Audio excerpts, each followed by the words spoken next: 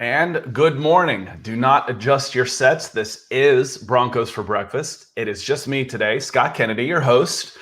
Nick is on assignment at the Olympic Peninsula in Seattle. And I know that we like to say, let this breathe while some come on. But you know what? I'm breathing already. I hope you are too. So we're going to say hello to some folks as the chat starts winding up on the different platforms. We're on Facebook, we're on YouTube, we're on Twitch, we're on Twitter, which is Periscope, so all kinds of things. And I see people starting to roll in already. So, say hi. I'm going to need your help today. This is a great community that we've had here at Broncos for Breakfast, and we've had a lot of fun doing it. But today, it's just me and you. So we're going to have some fun. Now, a couple of the topics that I want to hit on today as we go through this, quarterbacks, obviously. One of the big questions going into this season is the quarterback position. And not just who's going to play or whatnot, but how the season could play out. Because if we looked at just the last couple of days, Drew Lock's season was almost ended by a freak accident. So we'll talk a little bit about that.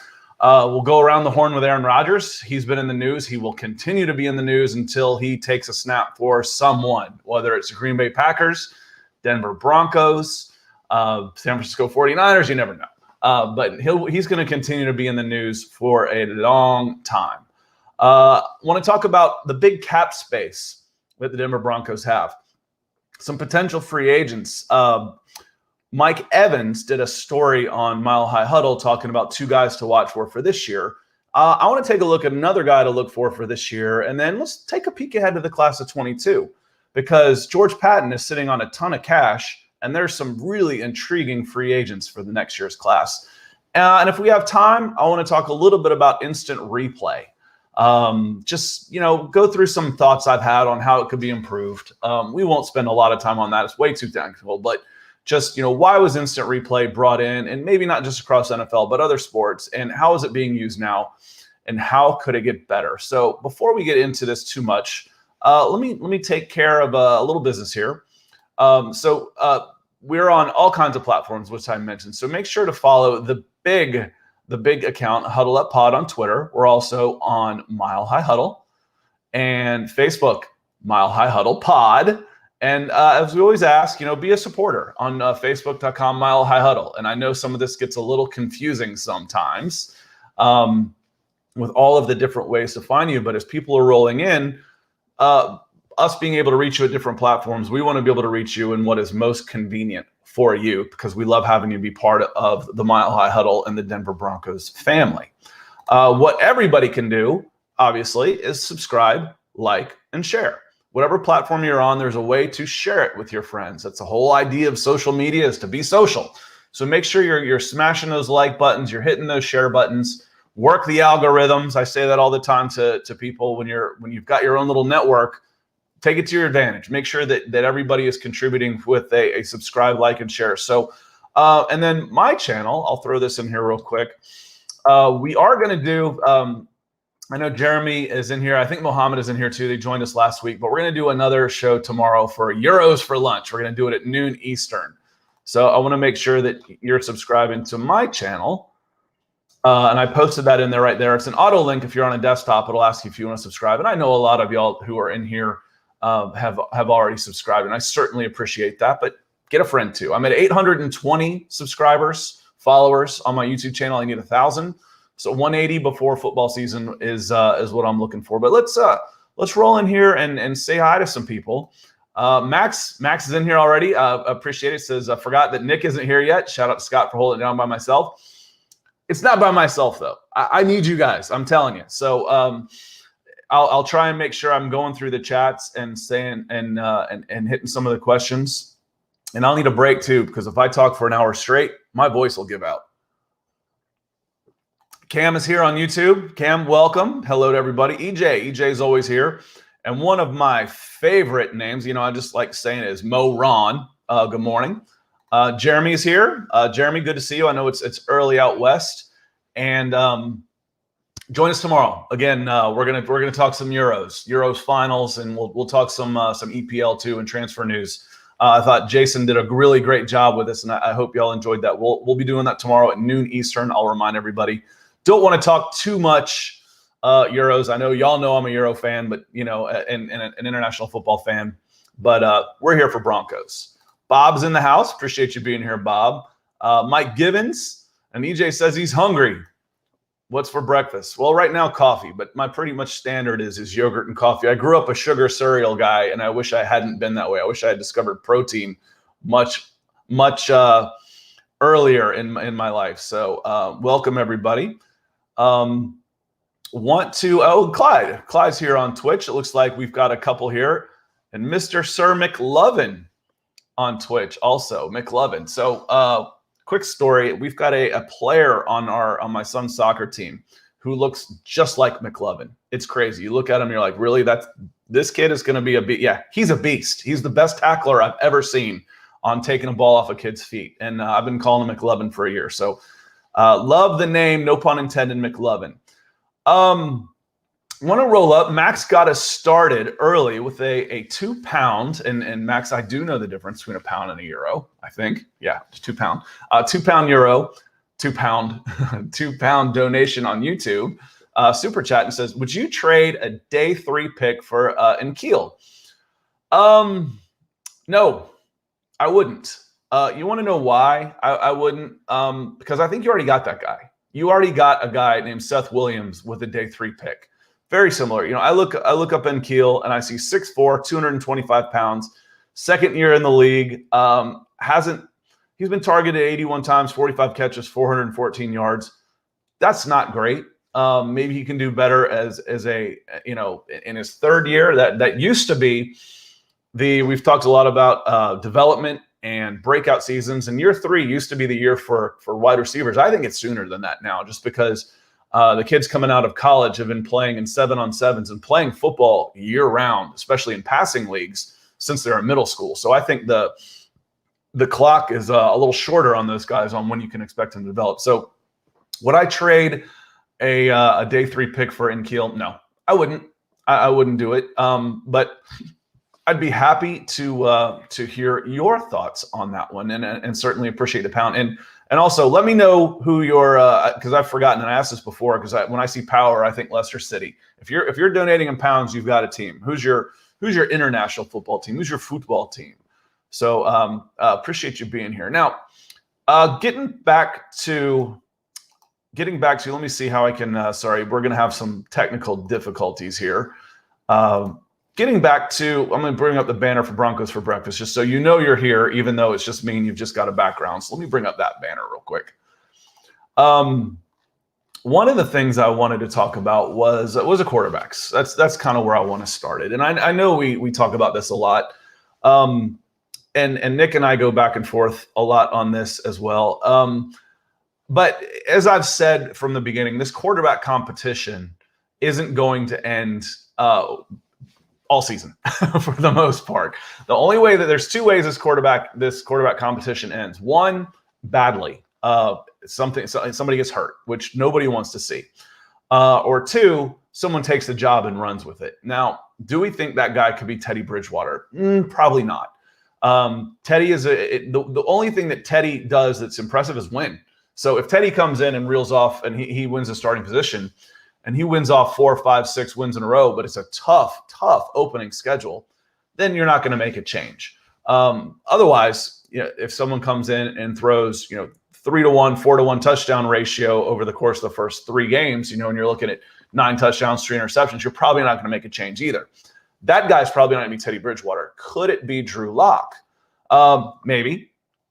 Could be that guy. I know that's something that that folks are hoping for, but it can turn so quickly. And that's what's scary about it. I mean, absolutely nothing to do with football. Nothing to do with football at all. And Drew Lock gets a lug nut about this big that comes through and comes and hits his windshield. And thank goodness that the technology in today's cars makes that as strong as it is, because that could be lethal. Literally, it could be lethal. I remember before I met her, my wife had one of those, what are tearaway tires called for, that you see all the time that trucks use? They get rewrapped. One of those on a semi came off and hit her windshield and tore the whole windshield off of her. So it could have been so much worse. So I'm certainly thankful that he's okay. But it's just a reminder that of all the hemming and hawing that we do about this quarterback position, how quickly it can change on a whim, on just something, on a fluke that can happen. So the fact that we're discussing that there are two quarterbacks who are capable of steering the Broncos is a good thing.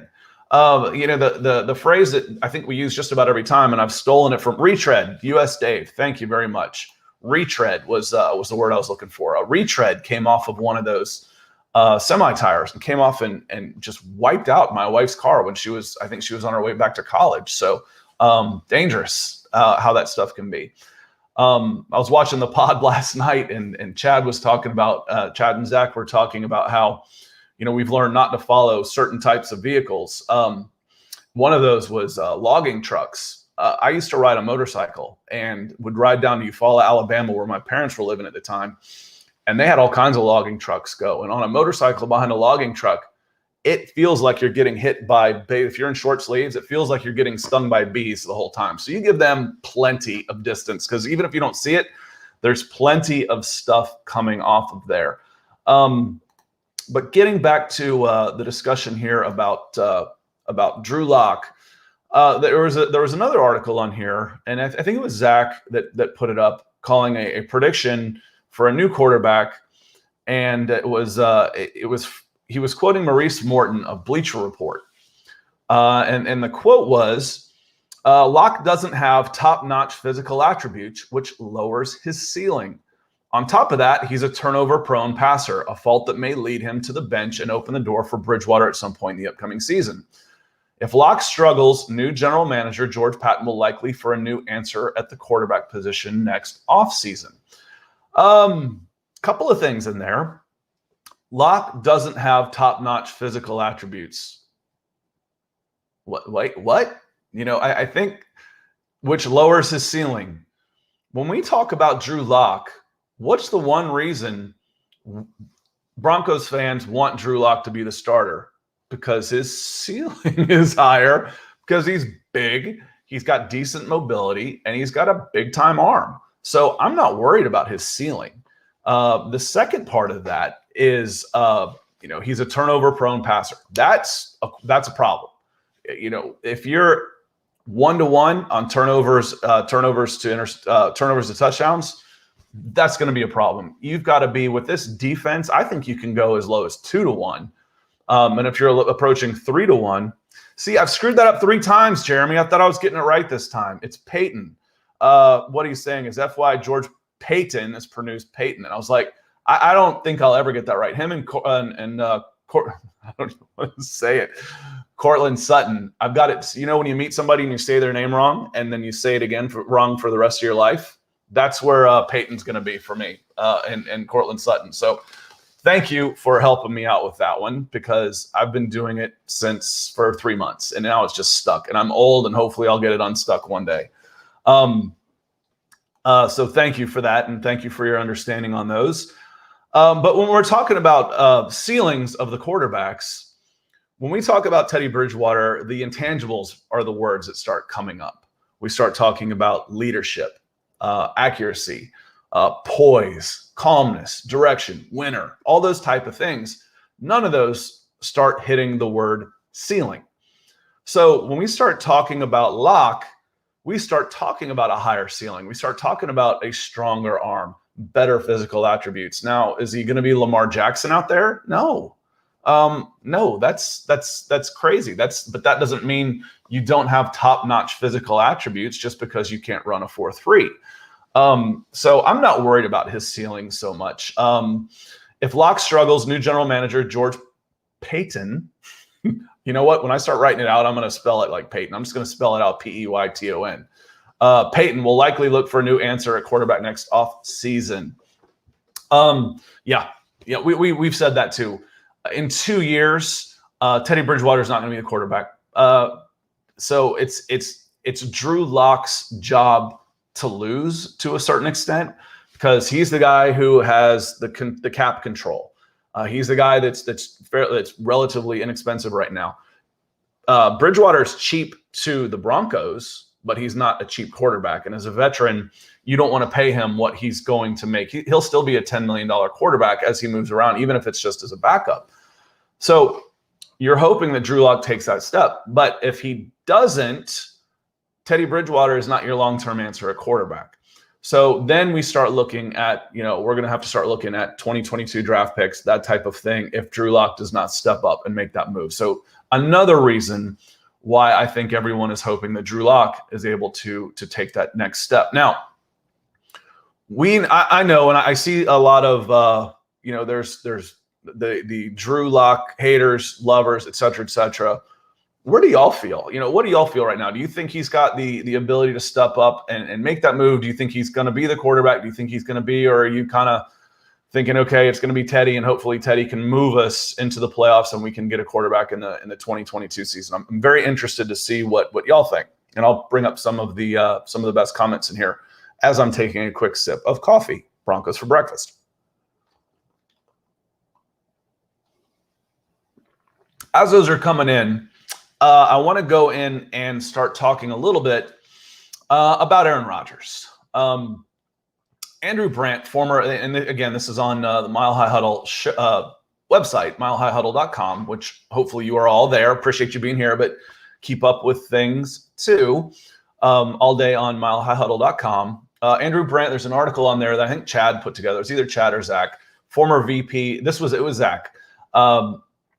Has Andrew Brandt talking about Aaron Rodgers not being traded at all this year, but waiting until 2022. And I was listening to the pod last night and listened to Chad and Zach talk about it and saying that doesn't necessarily make a lot of sense. And I agree. What's our biggest hesitation right now when we talk about the Broncos making a move for Aaron Rodgers? It's not money. It's not even really age. It's cost of draft picks. It's what's it cost for his age. When we mentioned Deshaun Watson, it's almost like you can't overpay for a 25-year-old three-time Pro Bowler. But at 37, 38 years old, he'll be taking another year. You're going to cut your draft, what you can get in return for him, in half at best. So I think that number of having him come in, if you're going to move Aaron Rodgers, now it could be just a big measuring contest, an ego thing. It's like, well, he wants out. We're going to show who's really in charge here. That's a big gamble. That's a big gamble from the front office. So I'd be curious to see what kind of offers have come in, because they're entertaining offers for sure. What's it going to cost? 2 first-rounders? Yeah, I think that's a starting point. Anything more than that, and you're starting to hedge a little bit. So Andrew Brandt saying 2022. If it's 2022, you're going to get him for half price. It's going to be, at this point, sorry to say it, but a good analogy for Aaron Rodgers is a used car. You lose as soon as you drive off the lot, you drop 25% of your value as soon as the car leaves the lot. 3 years later, the car's half price. It's a tough market. It's a little bit tougher market right now, but if you look at luxury type of cars, anything but a Jeep, there's got to be some Jeep drivers out here. Those things hold their market value like Harley Davidsons. But if you look at a luxury car at $80,000, 3 years later, you're getting it for 40. So if you go for a year for a 37-year-old quarterback, he's going to be half price next year. Will he be half as good? Is 75% of Aaron Rodgers good enough for what it would still cost if he does take that step back? Maybe. Want to go through some of these comments have come through a little bit that I asked for Drew Lock. And we've also had some new people come in. Mr. Sir, or Mercier, I'm not sure how you want to say it. He's Mr. Sir McLovin to me. I'm a locked outer, but one thing he has the physical tools, but that's it. And that's a big part of it. That's one of the things that makes, I've said the two hardest positions to really scout coming through doing this for years and years are quarterbacks, and one, because there's the position relies so much on things you can't measure. If I see a guy who's big, fast, strong, and tough, he's got a motor, he's going to be a good football player. I can find a spot for that guy. But I can watch a quarterback who's tall, great arm, good feet, has all the physical tools, but might not be a great quarterback. He's a good thrower, but but thrower and quarterback are two different things. And Jeremy says, I really like Drew, but it's time to put up or shut up. It is, but he's still relatively young. I think, what do we say? He's got about 18 starts in the league. When we went back to breakout players, I was like, I'll make the case for Drew Lock. His numbers for his first 18 starts were very similar to Josh Allen's, and then Josh Allen took the next step. Can Drew Lock take that next step? That's the thing. If you had those great numbers and all those stuff in college, but Drew Lock's kind of always been this way, and that's what scares you a little bit, where he's a little loosey goosey with the ball. And I felt that way about Jay Cutler forever. The phrase that y'all have heard me use with Jay Cutler is he's the dumbest smart guy I ever watched play, because he made so many bad decisions, but he's obviously smart. You don't go to Vanderbilt without having a good head on your shoulders. So. I think that's the worry with. There's not a great track record there for Drew Lock. Mo Ron, don't know about Lock. The NFL isn't a place where you hone your decision-making skills, and that's part of it. But there are things you can do to make it easier for him. And as he gets more comfortable, as he gets more reps, the game slows down as these guys get better. So I think that's what you're hoping for. Richie, welcome. Love me some Broncos for brunch. Richie, you have to remind me where you are coming in from, because I'm still at 10:20 in the morning. So it's still Broncos for breakfast for me. And good morning, everybody that's coming in. US Dave, I bring this up because I actually had a joke about this one that I kind of passed over and forgot. I think being a lunkhead is also a hard thing to overcome. Is it because the game hasn't slowed for him, or will he ever be able to prospect at a respectable level? Lunkhead's harsh. That's harsh. But why I'm bringing that up, and because I like the lunkhead, is because does Drew Lock now get the nickname Lugnut? You don't want that for him. I was like, Bolt. Bolt would be so much cooler. The nickname Bolt. Yes, Drew Bolt Lock or Lock Bolt or something, but not Lugnut. You almost wish he'd gotten his windshield had gotten smashed by a bolt instead of a lug nut. So we can say this with a laugh now, because he was okay. Thank goodness he was okay. Let me see. Let me go through here a little bit. And Corey says, with regards to Teddy versus Drew, Carolina was great on time of possession last season. If we assume Teddy and Drew have similar points per game, wouldn't getting time of possession be better for resting the D? That's a good question. So the time of possession can be a misleading stat, but there's also, if you're playing it the right way. So when we talk about Kansas City, their time of possession is low because they're a quick strike offense, and they score a lot. Their time of possession is low. That can work against a team also. This should absolutely be a time of possession team. This isn't typically going to be a huge play offense until the quarterback position steps up. But with this defense, with the two great running backs, with the big receivers, you've got the tight end, you've got everything set up to be a time of possession, grounded out, 6 yards a time, 3 yards in a cloud of rubber pellets. I used to, that was another joke that I've come up with because of all the plastic turf out there. It used to be clouded dust down here in the South. That you can grind out games now and maybe get a quick 3 and out and wear down that defense. So, Corey, I think that's a good comment. I absolutely agree that the time of possession here should be a factor that is beneficial to the Denver Broncos.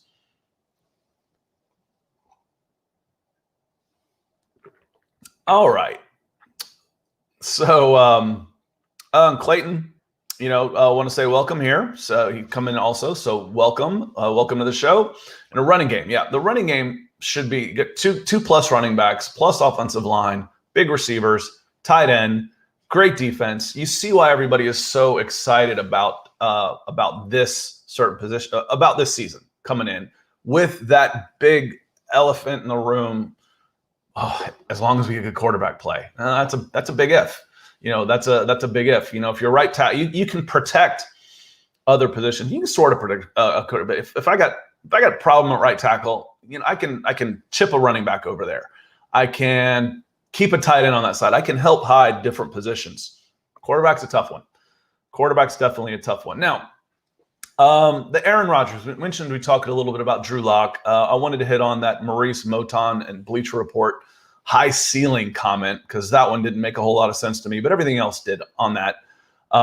Because we've said before, if Drew Lock doesn't outright win this quarterback position, then there's going to be a new quarterback in at the latest 2023. Maybe you go with Teddy Bridgewater for a season and a half, 2 seasons, but at the latest 2023, there will be a new quarterback with the Denver Broncos. I agree. And you were hoping it would be sooner rather than later, because you don't want to go 2 seasons with negative quarterback play.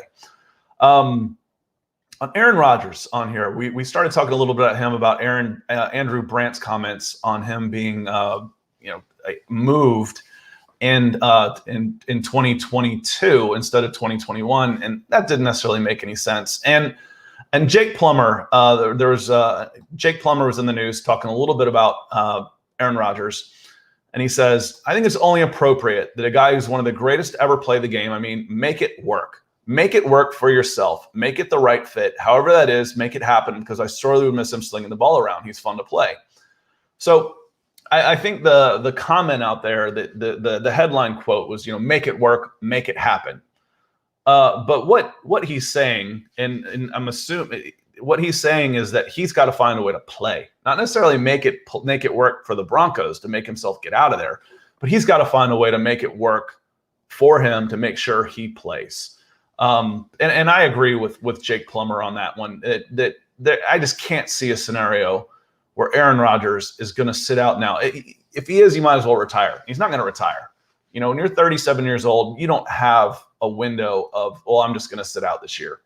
That just doesn't make sense. So something's going to happen. Aaron Rodgers is going to play.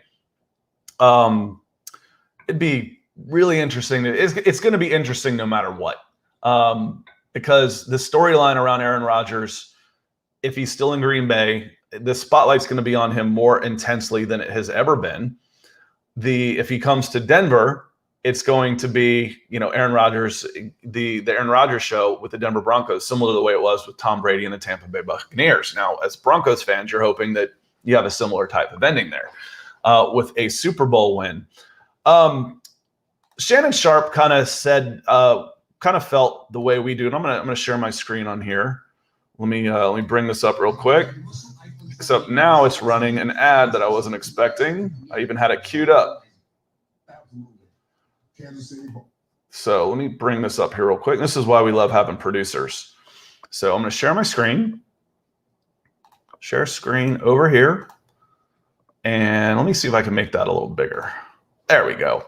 Now he's talking a little bit about, what would Aaron Rodgers to the Broncos mean? And I can't help but wonder what was just said to the co-host over here, because the look on her face as Shannon starts talking is priceless to me. That's what I notice is, what did they just say? Because Shannon and Skip are very capable of saying really stupid things. So that was the what did they just say comment. But let me play this for you. Make sure you can hear this, okay? Absolutely. Kansas City, Baltimore, Tennessee, all will be put on notice. There's no question about it. Their defense will be sensational.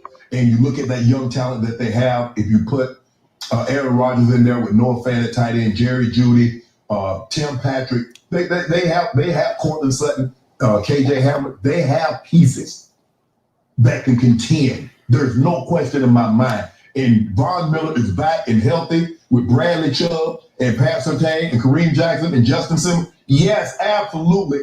Whomever you deem is top in the AFC would be put on notice if Aaron Rodgers donned the blue and orange. There's no question in my mind, Skip. All right. Anybody disagree with that? I don't disagree with that. If he just mentioned all the folks that we've been talking about, and it's nice. I mean, Shannon Sharpe is national media, but a phrase I like to use is he might be biased as a former Bronco. Doesn't mean he's wrong. Everybody's biased. Bias is what makes up who we are. My bias, I like big receivers. That doesn't mean every big receiver is going to be. I'm biased. They're good because I'm biased. They're good because, well, that's what has helped make me biased. He might be biased. It doesn't make him wrong. He just ran through the names. You saw him as he was running through those names on defense. He started kind of edging up, puffing up a little bit more and a little bit more. He's excited about this team. I think football fans, neutrals, should be excited about this team. The fact that Von Miller and Bradley Chubb have played so little together is astounding. Getting them healthy and on the same field. We've talked about, what position are you most excited to watch? For me, it's those two guys, the edge rushers. So that's what I absolutely, he's echoed a lot of what we have been saying internally here with, local media. And while when I mean local to the team, not necessarily local, in Denver. Obviously I'm not in Denver. But talking specifically about the Denver Broncos, we might be biased. Doesn't make us wrong. It doesn't make us wrong. This is a team that is built to contend, assuming they get the quarterback play. And if you bring in Aaron Rodgers, you've got the quarterback play. That question's answered. And it's not just answered, it's answered emphatically. So Jake has a comment in here. Jake, welcome. That's a new comment. So I wanted to say welcome at the same time. So I think the offensive coordinator should be on the hot seat as well. Watching the game, I knew the plays, pass, run, pass, knew the plays at home. And Jake, that can be a limit of your personnel. I like to give a little bit of benefit of the doubt, and find out why, why were the plays predictable? Were you afraid to throw the ball downfield? Were you afraid to run bootlegs? Were you afraid to run play action? And have that question answered. Once you start seeing a pattern with different personnel and all these kind of stuff, you're like, okay, this guy sucks, which I've said before. But I'm willing to give a 1 year benefit of the doubt based on the personnel because, sometimes you're limited by what the players you have can do. All right. I'm going to move on just a little bit, like I said I would. Again, this is Broncos for Breakfast. This is I'm Scott Kennedy. Those of you in here, we've got a bunch in here, and I don't know how many new people we have, but I was a director of scouting at Scout for a long time. I grew up in Atlanta. I grew up an Atlanta sports fan. And as an Atlanta sports fan, I had to branch out to watch other teams because my teams were usually done within the first 4 weeks of the season. So I have always enjoyed the general manager aspect of building a team, the draft, the free agency, and all that type of stuff. And it helped shape my career, honestly. It helped shape my career to get into scouting and projecting and analyzing. So I've worked with Chad Jensen for 10 years. I helped sign him when we were at Scout. I helped sign him when we were at Sports Illustrated, and we've continued to work together, and we will continue to work together for a long time because Chad's good people. Now, free agency. Let's talk a little bit about free agency. Mike Evans had a comment, had a story about this big free agency money here. I think there's $28 million that the Broncos are going into the season under the cap. That is a significant amount of money. Now, he mentioned he levied that by saying, he hedged it by saying, now this could be reserved for Aaron Rodgers because the Broncos are the only teams that could bring on Aaron Rodgers and stay fairly cap neutral, which is true. Then he mentioned a couple of guys to watch for. There were two players that he mentioned were Shalik Calhoun, linebacker, and Trey Burton, who jumbo athlete, tight end. He played some H-back and stuff at Florida, came to Florida as a quarterback, actually, a Tim Tebow type of quarterback. But just a spectacular athlete and has made his way. So he's thinking that outside linebacker and tight end are places that could use some shoring up. I'm hoping, and I'm thinking that you probably are too, that the tight end position's fairly well set. Alberto coming off a knee injury should be the number 2 guy. Do you need a number 3 guy? Yeah, but that's not where I'm looking to spend $28 million. So there is the movie. Tom Hardy is one of my favorite actors, and Inception, when they're getting into a fight and guy brings out a machine gun and he starts whipping out like a grenade launcher, and the phrase was, you mustn't be afraid to dream a little bigger, darling. Always sticks in my mind for occasions like this. So when Mike is talking about free agents and $28 million, I'm not looking at Shalik Calhoun and Trey Burton. Why not? Let's look at the stars. Why not Justin Houston? Everything that I read out there says Ravens, and I don't think he's signed yet. He's still out there. But why not Justin Houston? Tail end of his career, made $9 million in 2020 and then had 8 sacks last year. That's affordable. That is a terrific piece of insurance for Von Miller and or Bradley Chubb staying healthy. And now you got a 3-man rotation with guys out there that can flat out get after the quarterback. So I want to start looking at guys that there's not a ton of them out there anymore. But if I'm looking for this season for 2021, I'm shooting a little bigger than those guys. The guys that he's mentioning, you don't need cap room to sign them. They were both under $1 million. You can get veteran exceptions for those type of guys. But 2022 starts getting interesting. It does. And when you're looking at free agents that you could go after, yeah, you want to go. One, does Denver, is Denver a type of team that can attract a top-level free agent because they're on the right trajectory? So this season's going to have a lot to do with it. Otherwise, you end up spending big on players that are basically 100% monetarily motivated. And those guys might not give you everything that you want out of them when they're when you're having to overpay to get somebody to come. So when we were talking about what it might cost to bring in Aaron Rodgers and giving up a first-round pick, multiple first-round picks, 2 or 3 first-round picks, but what it also does is it makes you much more. One, you don't have to pay those guys. You don't have to pay those guys the money for first-round money for draft picks. But 2, it makes yourself a much more viable destination for free agency. So I'm looking at a couple of the guys here. And when he started talking outside linebacker, how about Fred Warner, 49ers? He's going to be an unrestricted free agent coming next year. How about Hassan Reddick, Carolina Panthers?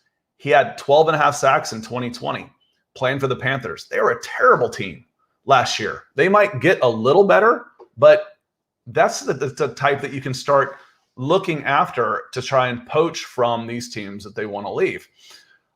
You've got some money and you've got some age in the defensive secondary, the safety position.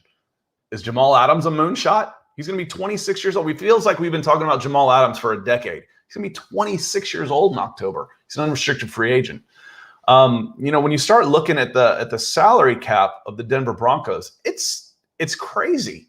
And part of it is because you're not paying a quarterback money right now, which makes it so important that Drew Lock continues you can get another year out of him. So, when you look at the highest paid guys, you're Von Miller. Von Miller's on a 1-year deal. Depending on how that shakes out, he's got a $22 million cap hit this year, and he's on a 1-year deal. I know all of us would like Von Miller to be back next year, have the type of season where you pay him, premium dollars. It's Von Miller. He made the Mount Rushmore of Denver Broncos for Nick when we did our best ever episode. The other one that is interesting to me is Graham Glasgow, guard. He's got a $17 million cap hit, dead cap, on $11 million cap hit, and his base salary of $8.5 million. That's a lot of money for a guard. So, will you be able to free up some space there? Melvin Gordon is the 4th highest paid player on the Denver Broncos as a running back. But when you start talking about 4th highest paid player, his cap hit right now is 9. He's probably not going to be back. I wouldn't expect him. Bradley Chubb, Bryce Callahan.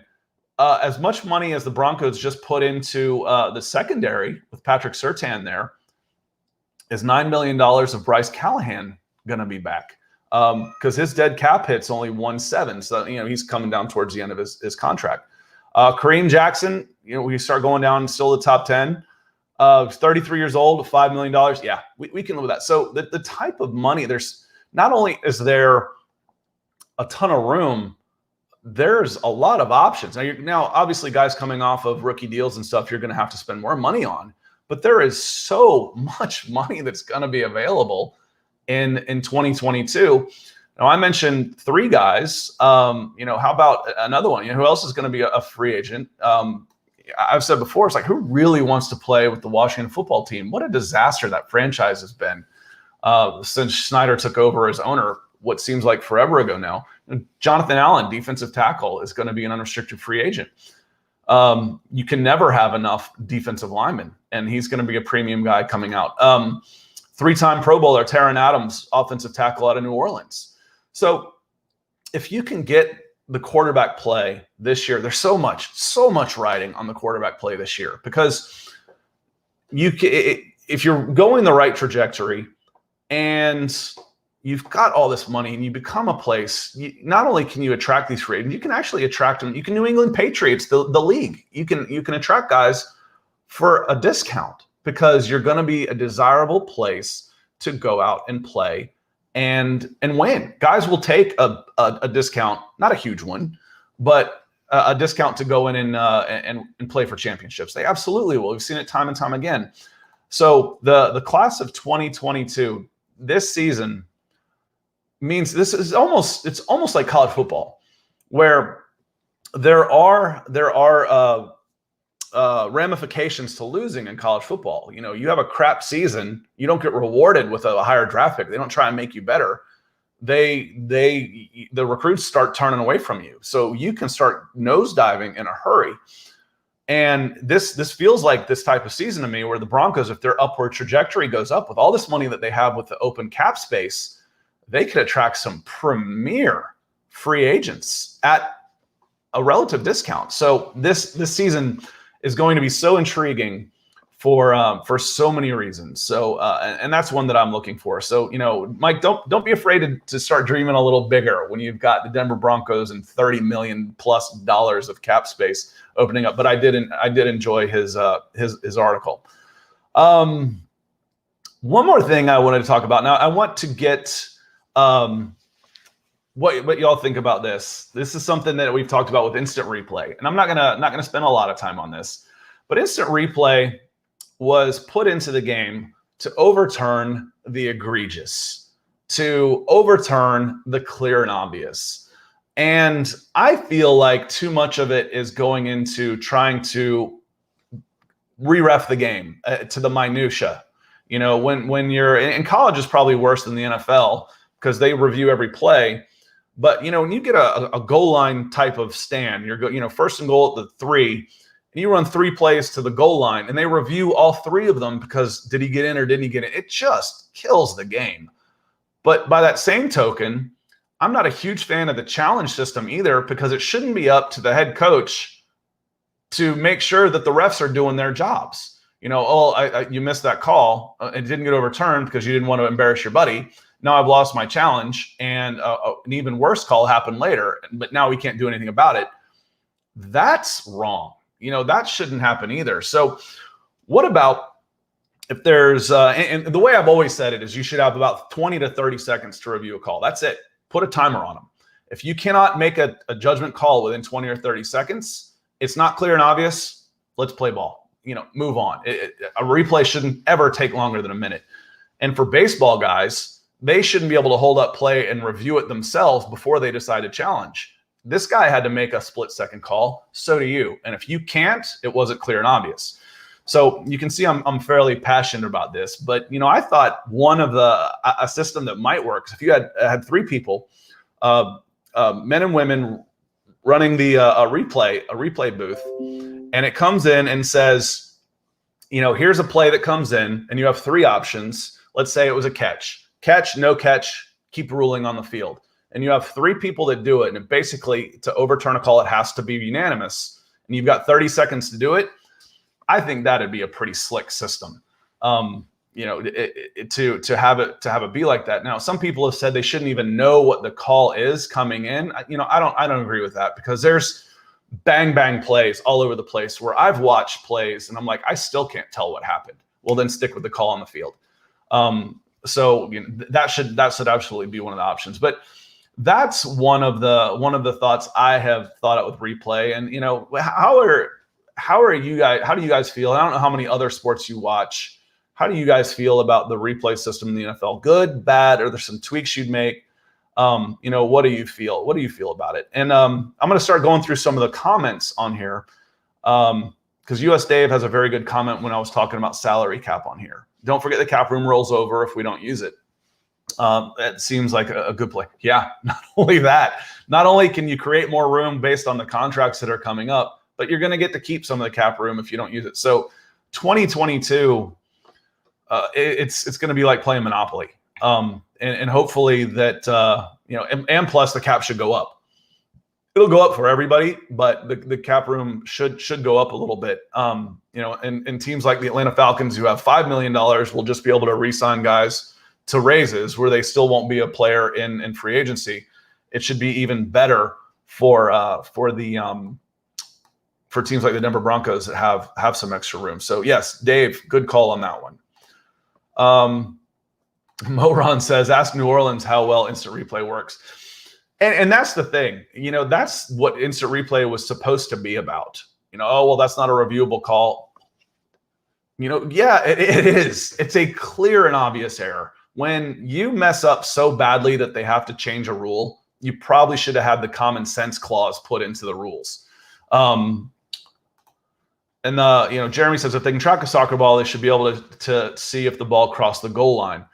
And to me, that's that one drives me the craziest when we start talking about the reviews. You've got this huge scrum, and then they'll stop the game for 2 minutes to review it. And if you don't have a three-dimensional, 360-degree view, you can't see anything in there. Are we going to start lining cameras underneath or put sensors in the ball? Maybe. Is that what it takes? I think soccer is a little bit easier because the ball is out in the way. But football, those are the ones that drive me the craziest, is the respot. Now, again, if it's clear and obvious, fine. But when college football, which reviews every play, starts stopping goal line play after goal line play, I was watching a soccer match, and I went to halftime, and I flipped over to a college football game, and I saw 4 plays in a 15-minute halftime. 4. Play on the goal line, stop and review. Play on the goal line, stop and review. So actually, I only saw 3. Turnover, run back, review to see if it was an illegal block or if he stepped on a mouse. 3 plays in 15 minutes. I'm like, and people say soccer is boring. Jesus, that is just killing the game. So I think that's got to be changed. And Moron says replay is awful if there are plays that cannot be overturned or certain rules were in place. Again, I almost feel like there should be a common sense clause. Like, yeah, well, we didn't legislate for this, so it shouldn't be. We can't overturn it. Well, why not? It's obvious. It's a clear and obvious. That should be one of the clauses. That's why it was put in place, right? I agree with you. And Corey says, what do you think of using the replay system to overturn or add new penalties after reviewing the play? Replay system, it should. It should be there. The other thing, replays can and are used for retroactively assigning fines, for late hits, for that type of thing. I'd like to see that used more, clean up the game a little bit. And as Jeremy says, and I agree with you, if we have replay, there shouldn't be non-reviewable situations. So, ladies and gentlemen, we're at, I might cut this just a little bit early. We're about 50 minutes in right now, and my voice is starting to give out. So grab another sip of coffee real quick. But I appreciate you being here, and I appreciate you bearing with me as we went through this, as I went through this solo. Hopefully it wasn't too painful. Hit that like and share and all those kind of buttons, even if you didn't enjoy it, just because you think, well, I feel sorry for Scott for having to go by himself. So I'm going to give him some support, and he'll do better once Nick comes back. No, I appreciate y'all being here. Again, tomorrow we're going to talk on my channel. For those of you who are interested, we're going to talk Euros, and we're going to talk some soccer. We